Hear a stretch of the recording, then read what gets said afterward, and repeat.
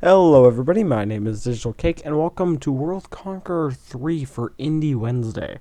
Alright, so World Conqueror 3, as you may or may not know whatever this game is, well, it's a very fun game, I can tell you that much. I enjoy it a lot. I have a couple hundred hours, about 100 hours or more into this game. So you actually start out at the very beginning of the war, the Second World War, okay? And you can play through the ages, including playing against aliens, which is, as you can tell, like, difference between the 60s map. Aliens frickin' dominate everything. But, I mean, I think we're going to start in 1939, okay? So I'm trying to, like, look around here at what country I should probably play as. And what I'm thinking I should be playing as is, you know what, Japan is in quite the hostile environment. So, yeah.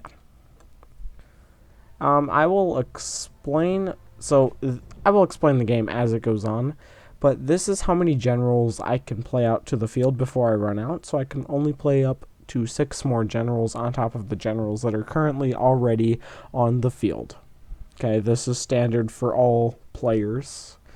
This is the amount of nuclear bombs, which we will not be having any because this is 1939 and nuclear weapons were not invented. This is the amount of hydrogen bombs, which still were not invented till like the 60s, like the 50s or 60s.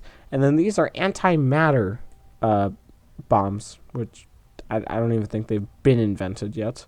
This is the amount of coins that you get per turn, okay? This is the amount of, like, basically materials that you get. I just call them steel or iron. You will hear me call them both. And this is the amount of oil that you get per turn. So, I mean, Japan starts out pretty weak. Okay, so this basically tells who enters into the war. So on the Allies side, I'm pretty sure we're on the Axis side.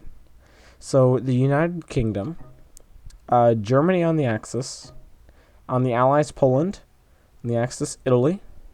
Okay, so technically we're not in the war yet. But I mean, who would ever let a not technically being in the war get in the way of a good war? So let's start by assaulting China. So if you didn't know, this is actually China right here. This is Korea, this is Manchurian, and this is actually China's original flag. Well, not technically original, because this is the Republic of China, and you guys are currently now seeing the People's Republic of China, because the Republic of China's government actually went to Taiwan, and that's why Taiwan's flag is currently this flag. And the People's Republic of China is currently communist, while the Democratic Nationalists moved over to the island of Taiwan because they were forced off the mainland. Although they still consider that they own all of mainland China. And China still this China, the communist China anyway, still believes that it owns Taiwan. And nobody really wants to recognize Taiwan as a country because then they'll take off the People's Republic of China because, well, it's China.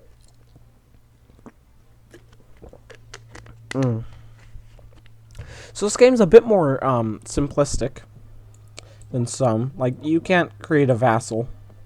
So I couldn't turn Tibet into a vassal, which is kind of irritating because I would just love to rip apart my enemies with a vassal. Oh my god. That is going to get very annoying. Alright, also, we have to deal with the US in the Philippines. Okay, so what is this guy's ability? So if you hover over a unit and you press this little question mark icon, it will show some information, and these are the abilities. So this deals 50% more damage to fortress units, but deals 50% less to land units. And anti-air, which means it doesn't take nearly as much damage against air units, such as an aircraft carrier. And this is the level. So as the level increases, they get more health, they get more attack. So this is attack. This is HP. This is the marching ability. This is the amount of oil consumed per turn. Well, no, per movement. So like if you did all your movements, this is how many it would use. Okay. And then this is the attack range. And then this is the general. Okay, so this is Major King. Okay, so yeah, he adds another 100 hit points to it. He doesn't have any knockouts. He adds plus 12 to infantry ability, but he doesn't have anything in armored units, panzer ability, nor artillery. But he has plus 18 in Air Force. He also has plus 12 in Navy, and he also has like plus 2 in movement.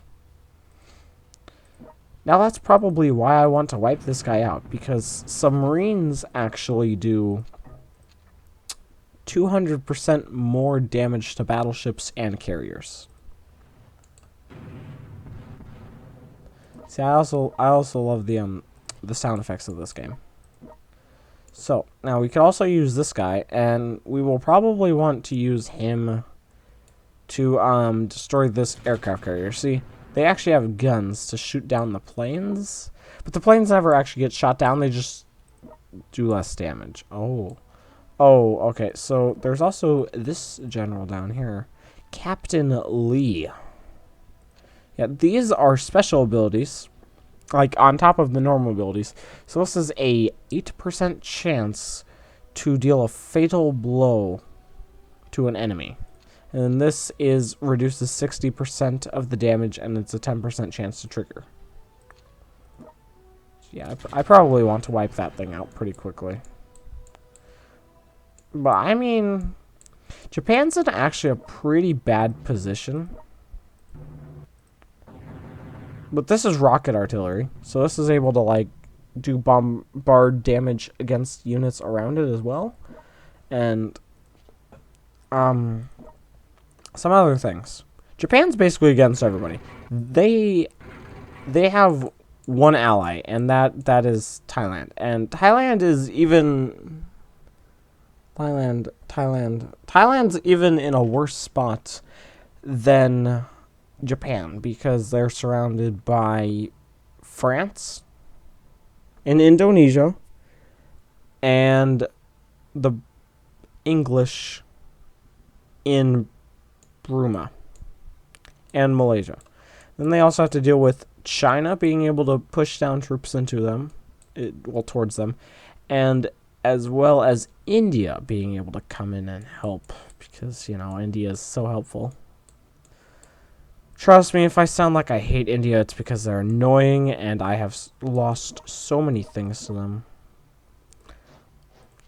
I'm probably going to want to move some troops over towards ending Russia's reign over here. So this is the Union of the Soviet Socialist Republic, aka the USSR, which fell in 1991, but it was founded right during World War I.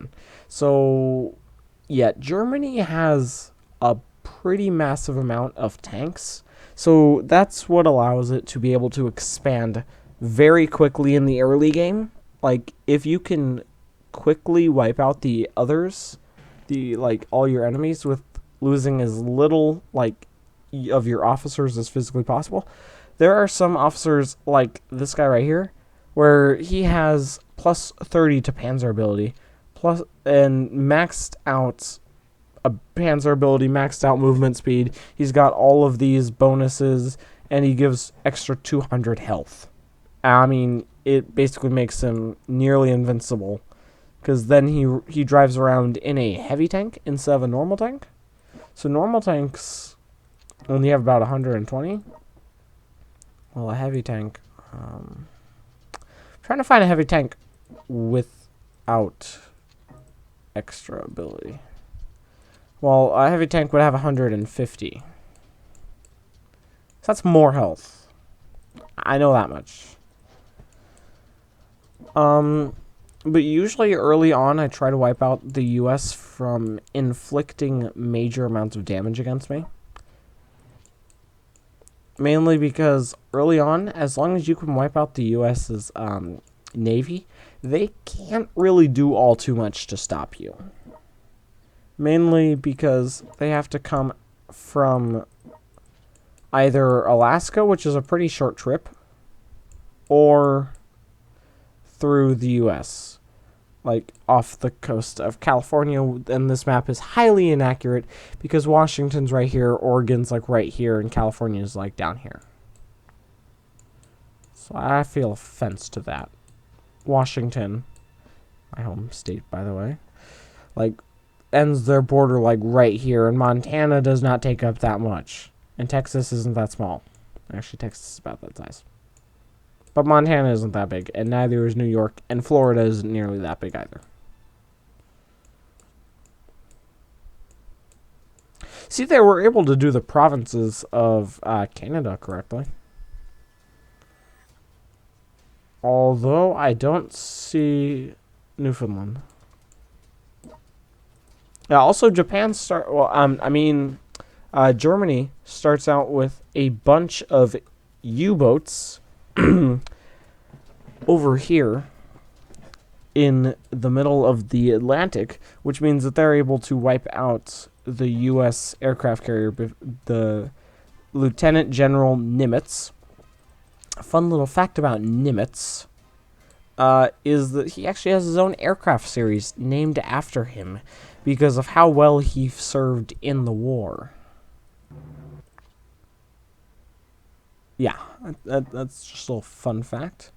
Okay, so whenever I'm done, I can just hit this little green thingy over here, and I would be watching everybody's movement, but I would rather just let the game progress onward. Okay, so now we're on turn 2. So France has entered in the war, Finland has entered in the war, Norway, Romania, and that's all. Well, Russia, you're about to... Actually, Soviet Union. You are about to get Rolf stomped.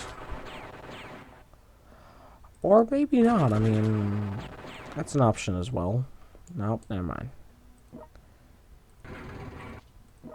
I also want to wipe out Mongolia. Mongolia is a pretty big pain in my butt later on. Still want to take out Peking. I think that's how you say it, but don't hate me if I'm wrong, because I am not good with names of Chinese or even Japanese cities. That's Pyongyang. I know that because that's the capital of North Korea. That's Tokyo. That's Osaka. That's Yokohama. That's Sapporo. Pretty sure that's supposed to be Anchorage, because Fairbanks is up here. Yeah. And Fairbanks is the capital of Alaska. So yeah, I mean, Germany's doing pretty good. They are following, just like in history, where they go straight through Belgium to avoid the heavily armored line of the border of the German Empire. Also, they don't show this in this game, but Czechoslovakia and Austria were both annexed by Germany prior to the war beginning. Also, Hungary and Romania and as well as Bulgaria are also in this war. So, and Spain was technically neutral, but after Germany took over France, then Germany teamed up with Spain to go invade Portugal. but Germany just did like a hostile takeover and just took over Spain's government. Also, see, these cities that are like that gray, that lightish gray, means that they're neutral. So Mexico, Cuba, Colombia, and Brazil, and Portugal are all neutral, as well as Saudi Arabia, Iran, Iraq, Turkey. That's about all. I swear there was more. Who else is here? Yeah, Ireland was technically... Yeah, Ireland wasn't free. I don't know what I'm talking about. Oh, yeah, Switzerland as well. That's what I was missing. I was like, I remember there was at least one more in Europe somewhere. So my plan is to first wipe out China as a whole. And then after that's done, I want to just secure the border over here. Like, facing the Soviet Union. Invade Mongolia. And if I haven't finished that by the time I'm already done with China, then I want to finish invading that. And then I want to worry about wiping out the U.S. West Coast. Like, the west coast of the Allies, which means Alaska, as well as that small part of Alberta, which is Vancouver. And Vancouver is a beautiful place to visit because I've been there personally. Because it's close enough to Washington. It's on Vancouver Island.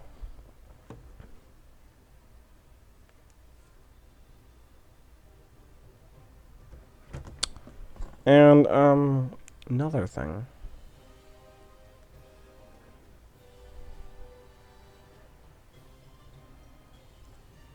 Yeah, like I mentioned, these episodes are going to be way longer at about 30 minutes.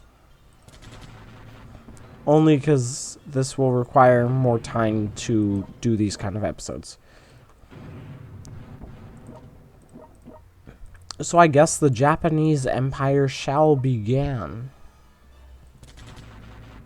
I know, such English, much wow, right there. It shall begin. Hey, I wiped out one of the U.S. ships. Finally.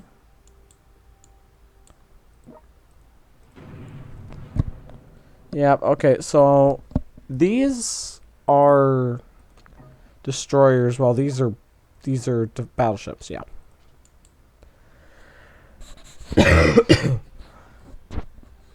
Sorry, just had a little something in my throat. So, you know, this is like the world map right here, and you can tell there are a lot of units in mainland Europe.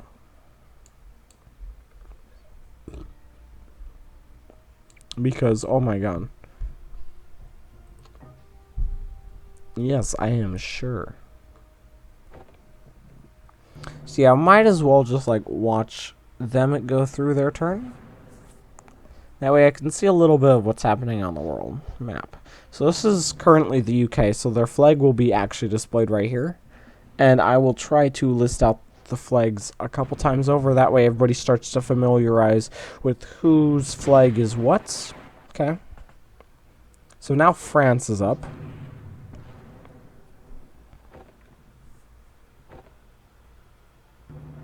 Yeah, France mainly looks like it's trying to move troops towards the main border, which I completely understand because it's a very big problem. Oh yeah, now it's Spain's turn. Now it's Belgium's turn. Yeah, Belgium's almost a guaranteed death. So now it's Germany's turn. Mainly because Belgium is just in such a bad position. It gets invaded on, like, the first turn of the game.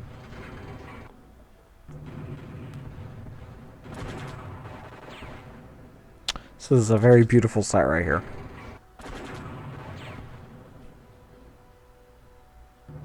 Just saying right now, there is actually a limit to how long the game will run.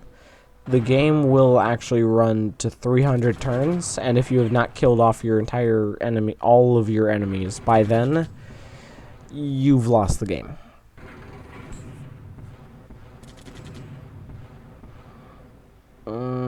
Yeah, Germany's still attacking only because it has a bunch of troops. Yeah, well, I mean, they're doing pretty good because they just wiped out that. The invasion of Poland and the invasion of France are going at the same time. Germany should be almost done with their turn.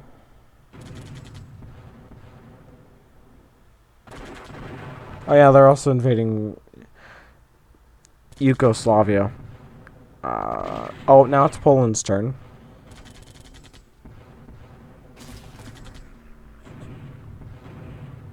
Yeah, Poland's not doing all too good. Now it's Finland's turn. Now it's Norway's turn. Now it's Denmark's turn. Okay, you know what? I give up. Alright. Yeah. And now it's just skipping through all the countries because, well, I give up on trying to name off every single nation. So Spain, Belgium, Denmark, the Soviet Union, and the Republic of China have all joined in to the war. Officially now.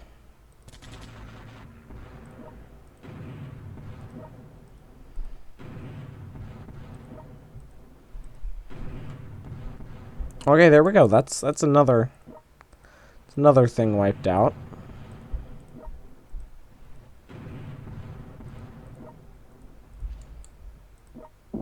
Ow. Alright, let's start bombing Hong Kong. Only because then we could possibly take over Hong Kong and then have another stronghold into China.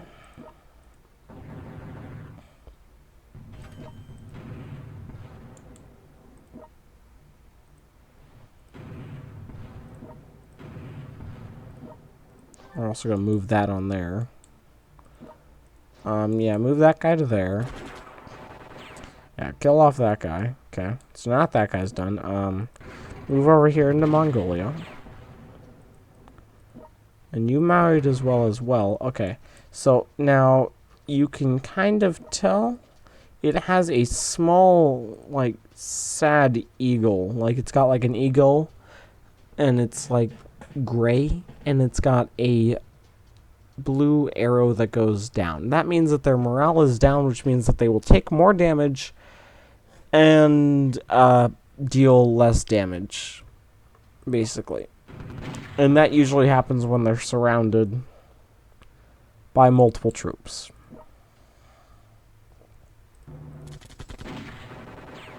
Okay, yeah, that was a pretty risky move over there.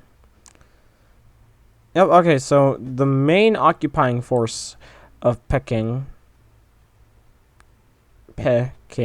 is now gone, okay. So that means now I just have to wait for the city defense to be down completely by dealing more damage to it. And then that means I should be able to take Peking pretty early on into the game.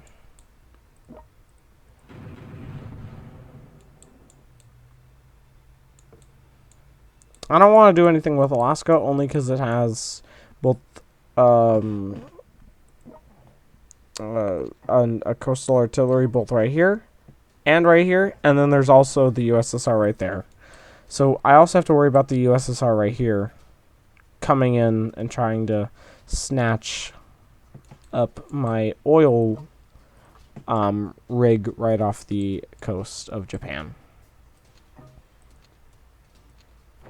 So yeah, I just used all my troops, so can't exactly do much else.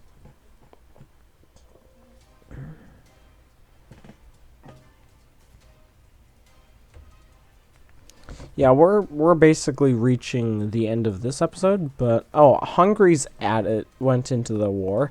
Yugoslavia, Greece, Australia. Yeah, I mean, the war's starting to ramp up, finally.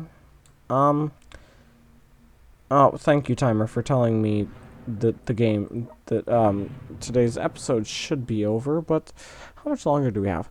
I mean, I could go for a couple more minutes. Just for you guys, And I mean, I've still got a couple minutes before I'd have to shove this into editing.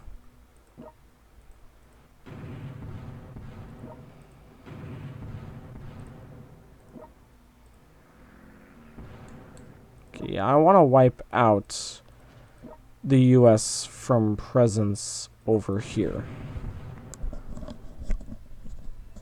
I also want to stop what small navy China has, because China doesn't have all too big of a navy, and as long as I can wipe out what navy it does have, I will have the superiority.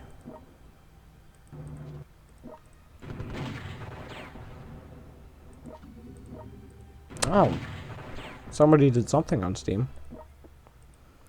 Yes, let's bombard Peking. Yep, okay. So now let's move this guy over to here, so that way that tile won't damage me. But then I can wipe out this, because this is a group of commandos, and commandos do 35% more damage to armored units. So, I mean, I get a damage bonus for that. Then I want to go and take all the oil that I physically can. And why, you may ask? Well, it's because it's oil. Well, that, and it will slow down the Russian advance back back against my allies over here in Europe, which will be very helpful because I really don't want my allies to all, die. Because I have had so many times playing through the game that my allies just all end up dying, and I have to play through the entire game with 0 allies and picking my fights wherever I can. Yep. So I think that's all my units. No, it's not. Okay. I want to move all these guys over there. That way I can be ready for Russia. Well, the Soviet Union. Oh, Belgium just got defeated. Yugoslavia just got defeated. So that's 2 allies already out of the game. It's pretty quick. The Netherlands, Bulgaria, India all joined the war. That's good. So this will actually be the final turn before, I guess I'll end the episode after this turn. But I'm just saying right now, feeling pretty confident about this series so far. Mainly because I'm not utterly failing just yet. Please, please, please. Oh, you destroyed it. That means... Oh, I have Peking. No.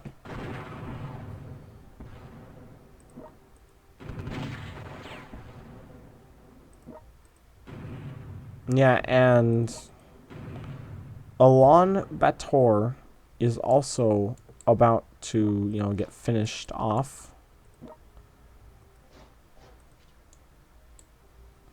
So basically, these thick gray lines are the border. And these lighter grayer lines, these like smaller, darker grayer lines, are basically outlining different sections. So this is Siberia, with that dotted line pointing to where Siberia would start and end. So this is Outer Mongolia. This is Xinjiang. This is Tibet. This is South China. This is Central China. This is North China. This is Manchurian. This is Korea. This is Taiwan, the Philippines, Indonesia, Thailand, Burma, Uttar Pradesh, Madhya Pradesh, and Andhra Pradesh. Yeah, I am so butchering everybody's language right now. So sorry, everybody. So, you know what? I'm actually going to leave this episode here. Actually, no, I'm going to, let the game progress while I am explaining, my outro right now. Okay. So this may or may not replace Friday's slots. Thank you, game, for notifying me. Oh, Thailand? The USA also joined in the war. Okay, so now I am very thankful for 41 subscribers now. That means we are one step closer to world domination. I mean, the other thing, the other goal. Yeah, the internet. Yeah, we're one step closer to the internet. That's exactly what we were going for. So if you like this video, make sure to leave a like and a comment telling me whether or not you would like to see this game some more. And make sure to subscribe to make sure that this channel grows to at least 13 billion subscribers. I'm expecting all of you. 13 billion, not 13 million.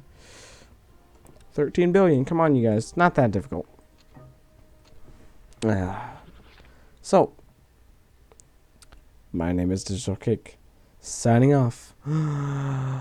Bye-bye.